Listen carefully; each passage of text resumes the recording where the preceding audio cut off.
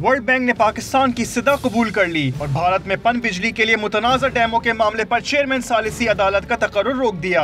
इस तकर्रुर की सदा भारत ने की थी। आलमी बैंक ने इस फैसले से तहरीरी तौर पर पाकिस्तान को आगाह कर दिया। वर्ल्ड बैंक ग्रुप के सदर जिम योंग किंग ने पाकिस्तान और भारत को सिंतास मुआहदे के मुताबिक आबी तनाज़ा जनवरी 2017 तक बाहिमी तौर पर हल करने की मोहलत दी है। भारत दरिया नीलम के पानी से 330 मेगावाट और दरिया चनाब के पानी से 850 मेगावाट बिजली बनाने का मंसूबा बना रहा है। भारतीय वजीर आजम ने चंद हफ्ते पहले ही इंतखाबी जलसे से खिताब करते हुए पाकिस्तान का पानी रोकने की धमकी दी थी और बताया था कि उन्होंने सिंतास मुआहदे पर गौर के लिए टास्क फोर्स बनाने का इंकिशाफ किया था। मैंने एक टास्क फोर्स बनाया है।